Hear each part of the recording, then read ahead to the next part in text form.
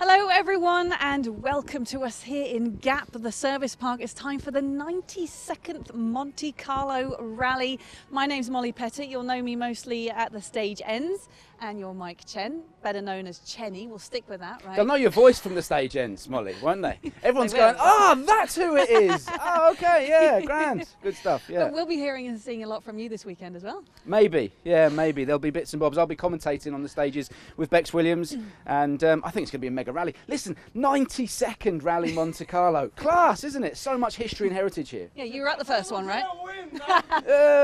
He's an Elvin Evans fan. But yeah, you were here at the first one, right? 92 years ago, yeah, it was a long time ago. The old Just for Men's working for me. Well, the cars have already left for Monaco. The opening ceremony will be there. The classic over the ramp in front of the casino, which is a great event. Yeah, look, it's a brilliant way to start the year, isn't it? As you said, there's an awful lot of history and heritage here in Monte Carlo. I think it's just the event being down there, the glitz and glamour of being in the place, and yeah, it's a special way to kick off the year. But to be honest, for the drivers, it's just another start ramp. They're actually focusing on the stages, what lies ahead, and it's a slightly different Rally Monte Carlo this year, isn't it? It is, and we are back in Gap. We have been in Monaco for the past couple of years with the service park and the stages more based in that direction. We've come back up here to get more varied conditions, but actually this year it's looking mainly dry. Yeah, look, I think the worst we're going to see is maybe a little bit of ice at the very top of the coals, but predominantly it's going to be a dry and damp rally. Which makes tyre strategy really, really difficult. You know, I don't think we're going to see the winter tyre, either the studded or the non-studded, get used at all. So you're only limited on how many soft tyres you've got and super softs. And so for the teams, they'll be working out when to run the super soft, because it will, in these conditions, it will get eaten. It's not designed for these conditions. So I think we'll see a combination of 2 and 2 and 3 and 1 and basically everybody will be trying to save that soft tyre for Sunday. And of course, with the new points in the regulation, we do have a change in how the points are handed out this weekend, and strategy will also play a huge role there because it is designed to create more action on a Sunday, because we have seen in the past a lot of tyre saving. Yes, absolutely, and as you said, it's almost 2 rallies in one from a points perspective, at least anyway. Whoever's leading the rally on Saturday night banks those points, they have to finish on Sunday, but Sunday resets. Whoever's quickest on Sunday will score the most points, and that is why everybody will be trying to save as many soft tyres for Sunday's action. Now, we are outside of Toyota, and first of all, can I just say, this year's livery is amazing. Yeah, it's class. I love a black rally car. Yeah, they look wicked, don't they? They really do look wicked. Yeah, absolutely. I couldn't agree more.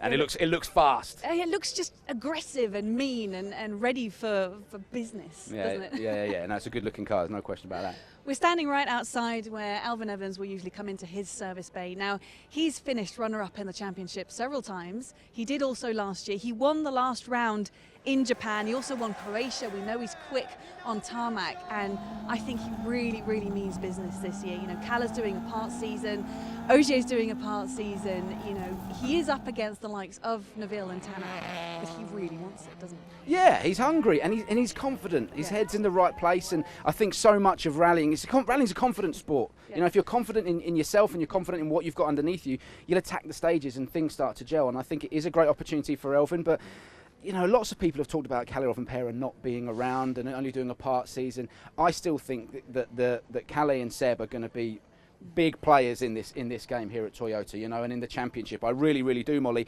And I think, as you said, Ott Tanak and Thierry Neuville, that's going to be an unbelievable battle just in itself. So Elvin's certainly not going to have it his own way. He's going to be made to work for it. I actually think potentially it's going to be one of the best championships that we'll see in terms of rally battles on event in years. I really do. And we also see that it is the third season with these hybrid cars. They're becoming more and more equal. You know, the teams are really developing, getting closer to each other.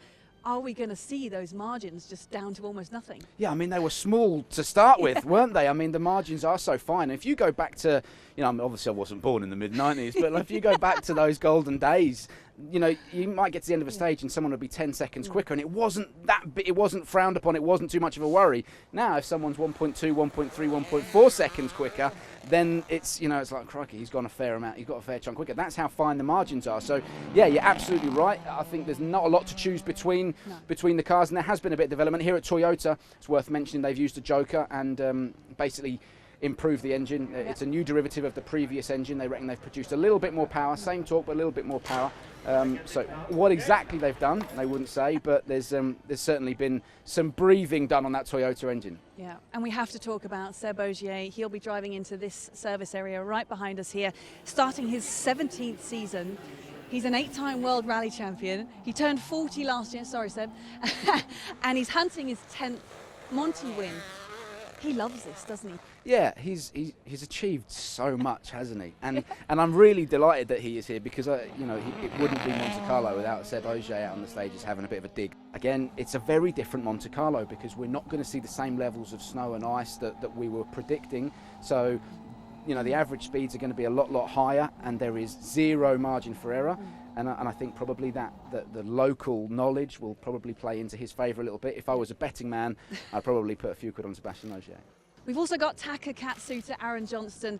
They also now have quite a lot of experience. What do you think they will achieve this weekend? I think this weekend it would be great to see Taka in the top 5. I think that's totally doable for him. I really think he needs to try and get to the end of the rally, start the year positively. I would love, and I can't stress this enough, I'd love to see Takamoto Katsuta win a rally this year. He's such a nice bloke, and as well, once you've won one rally, the confidence comes. You take another step in terms of performance in yourself. You get that confidence, and we've seen it with so many drivers. Once they've got that first rally under their belt, the rest kind of falls into place. Should we move to Hyundai? Because you're getting blinded. Shall we? We've been building up this huge sort of inter-team battle between Tanak and Neville, so we've got to go up there and we're going to have a look. Come on.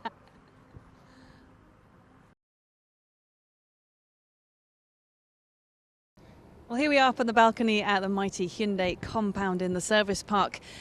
And these guys, they really mean business. They've made several changes for this year. They've brought back Ott Tanak. They've said they want the driver's title as well as the manufacturer's title. What thoughts have you sort of had about the team so far? Look, where do you start, Molly? As you said, there's a lot of changes. We'll start with the car, shall we? Yeah. It's been on a serious diet. It's, so far as I can tell, at least, I think it's running a bit of ballast as well. So it has, which is a good thing because you can then start to put weight where you want it. You can lower the centre of gravity, and all that's good news. So yeah, it has been on a serious diet. Of course, when a car is light, there's a bit of compromise, isn't there, with reliability. So it remains to be seen whether or not they've gone too far. I'm sure it'll be. I just think it's going to be a really quick package this year, and Ott Tanak and Thierry Neuville. It's going to get fruity. I can guarantee that to you. It's a really strong lineup, and as well that third car they're running between Danny Sordo, Andreas Mikkelsen, and Esa-Pekka Lappi. None of those guys are slouches either, are they? So I think Hyundai come into 2024 in a really good place. And it was interesting to hear from Cyril Abiteboul that at the beginning of the season it will be a free-for-all. They can both of them go out and get wins if they want to. There's no sort of number 1 or number 2 driver. We'll see how it all evolves. And we saw right out of the blocks yesterday, shakedown, Ott Tanak first pass, quickest. Yeah, I mean, look, he's obviously comfortable in the car as well. There's a little bit of pressure on both of them, I think, because as you said, straight away there's no team orders. Whoever wins. But as the season changes, that attitude will probably change as well. Yeah. So Thierry and Ott will both be doing everything they can to get good results early on. And the first 3 rallies of the season are very unique, aren't they? We're here in Monte-Carlo and then obviously Sweden and Kenya. So they're very unique rallies, and I think in their heads they'll know that they're kind of fighting each other. The rest of the service part will be, but they'll know that once they got to the midway point of the season, probably one or the other will be starting to be favoured. Do you know what I mean? So I think that'll be in the back of their heads as well. What do you think the relationship between the two of them is like? And how much are they going to be watching each other when they get to the stop lines, to me, this weekend? How focused are they going to be on their teammates' time? Yeah, I mean, I've always said it. Motorsport is in the head. It's all in the head, and it's all about mind games. And we used to see that Sebastian Ogier and Sebastian Loeb. Just before they go out, they'd swap a tyre just to get in someone's head. Do you know what I mean? It's all so. Ott Tanak and Thierry Neuville, they've both got enormous experience. How do they get on? I think there's an enormous amount of respect for each other. I don't think they're best mates, but I think there's a respect there, and I think there will naturally be some sharing within the team. That has to happen in order for the team to progress. And yeah, may the best man win. That's as far as I'm prepared to go on that one. Well, they're both starting their 15th season in WRC. Thierry Neuville, a runner-up 5 times. You can only imagine how much he wants this. It's 5 years ago since Oyt Tanak became world champion. I mean, we've got quite a lot of guys in the service park here hungry for a world championship title. I really think this year we are going to see much closer battles, and as well with the point system, I think it'll be a lot more exciting. And as a fellow Norwegian, I can't other than be happy for Andreas Mikkelsen, Torstein Eriksson back at the top level. Haven't been there since 2019, and his stage end interview at Shakedown yesterday, it caught me by surprise. Fast, yeah. He's right, it's quick, and it's great to see him back, and he's a great character. It's nice to have him around the service park, and he's a solid pair of hands. You look what he was doing when back in the Volkswagen days, you know, he was winning rallies. He's a rally winner. You know, it'll take him a little bit of time to settle into the car. There's obviously limited testing coming into the season, so it's not ideal that he's not getting as much seat time as the others. But there's no question he's a brilliant night watchman, isn't he? You know, he knows his way around the WRC, and yeah, I think he's a great third man to have in the car. Well, watch out for Hyundai, Thierry Neuville, Oyt Tanak. They're on a mission, definitely, with the support of Andreas Mikkelsen. Let's head over to M Sport, yeah? Can we stop for a coffee first? Yes. The Hyundai catering is notoriously good. Well, here we are at M Sport. Should we have a wander in? Yes, why not? After you, Molsky. Yeah, it's open this time. Yeah, it is open this time. Go on, because you can go as well. Well, here we are. As we mentioned earlier on, the cars have already left for Monaco, but there are still a few team members around doing some bits and bobs. Probably just slacking, right? Well, yeah, I don't know. I'll see if we can get into the service area just to see where the cars are serviced. Yeah, this one's open. We'll just dive in here. Yeah, we'll just jump in here real quick. There you go. There we go. All I'm doing is holding doors and things open for people. Well, you seem to do it automatically, so you were born to do it. Gentlemen. There you go. Yeah, so this is where the cars are serviced across the weekend. They'll come in here, won't they, Molly? And this is the business end for Adrian Formeau and Gregoire Munster. And it is very busy. At the time that they get back here tonight, they'll be servicing cars around midnight, even later than that. Yeah. I mean, that's crazy. It's like I said, you're thrown straight into the deep end, aren't you? When it's Rallye Monte-Carlo, the cars rallying the stages down towards Monaco and then making their way back up tonight. And as you said, it is a very late finish, but that's the sport. That's the sport, and why we love it, and it keeps it exciting.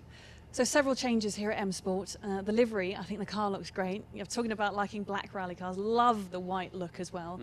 M Sport are going with 2 young drivers for this season, Adrian Formeau, Gregoire Munster. What do you think about that?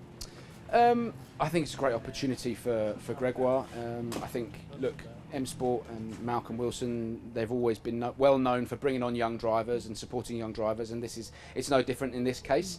I think there's a bit of pressure on his shoulders, but he's smart, he's a clever lad, and he knows that he's not really here to fight Oyt Tanak, to go toe-to-toe with Thierry Neuville. He's here to get experience, to get seat time. That's what it's all about for him, and that's what he's planning to do this year, is finish rallies. If he can pick up points along the way, anything else like that is a bonus. It's just about getting seat time, and I think we will see him get quicker and quicker. Inevitably, there will be the odd off, and I'm thinking that, you know, it'll happen. Of course it will, but he's clever, he's bright, and you know, as long as he can keep himself under control, then I think he'll do just fine. Talking about the odd off, Adrian Formeau, the last time he was at Rallye Monte-Carlo in a Rally 1 car, he did have a big off. It was, yeah, those images were quite worrying. The car was not too bad, actually, for such a big shunt. Do you remember this one? Yeah, of course. He went, you know, he was just coming through that left-right section, and he just caught the back of the car, and it sent him literally over the edge and down a kind of a ravine, didn't it? And it was, look, the car looked a mess. I mean, it just completely shrunk in on itself, but the safety cell was completely intact, and the lads got out, obviously a bit shaken, but they were okay. So, you know, it just goes to show how safe the cars can be in those situations. Yeah, and I think Adrian, you know, he's back here. He can't be thinking about those sorts of things. You know, as we said, it's all in your head. He needs to come into it positively. I actually think there's probably a little bit more pressure on Adrian than there is Gregoire, because he doesn't want to let his younger, inexperienced teammate beat him. No. So, and that'll be in his head. But as again, for M Sport, it's, you know, Rich Milner said it to me yesterday. They're here to finish rallies.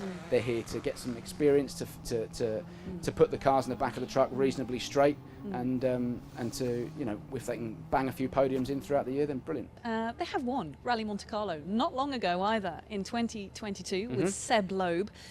Are there any changes to the car for this season? Yeah, there's been a bit of work with differentials. I think they're running a slightly different differential casing, which will give them a bit more adjustability throughout the season. Ironically, Adrian Fourmeau yesterday had a problem in shakedown with a diff, so they had to change the diff. But I don't think that's related at all to the upgrade. So yeah, that'll give them a little bit more adjustability. And then throughout the season as well, we'll see some more aero upgrades. Yeah, M Sport have been working flat out throughout the winter period, doing everything that they can to maximise the performance out of the Puma, and same as Hyundai and Toyota. So yeah, the car comes here and I think it's in great shape. All teams have been working very hard, of course. In the break, it's time for the 92nd Rallye Monte-Carlo, which always kicks off with these 2 night stages. I think it's almost my favourite thing of the year to be at a stage end in the dark. All I can see are the lights from the rally cars, some bonfires up in the mountain. It gives me goosebumps talking about it. It's such an amazing experience. I can't wait to find out how things stand after these 2 night stages, and of course the rest of the weekend. How about you? Yeah, I think it's going to be a brilliant rally. Like I said, it'll be a bit different. 17 stages in total, and all the classics are there. Some new stages that we haven't run since kind of 2018 as well, so they're making an appearance. And it all ends on the Col de Torini, where no better place to bring this rally to its climax. So I think it's going to be a fantastic weekend. All the drivers will be looking to get their year off to a strong start. I think that's important. Yeah, whether or not Sebastian Ogier can get the job done again, it remains to be seen. Can he get his 10th Monte Carlo win? We'll have to wait and find out. Watch all stages across Rallye TV, all live, every single stage. Right, that's it. Let's go. Coffee. You had me talking loads. 34 right sharp, middle, into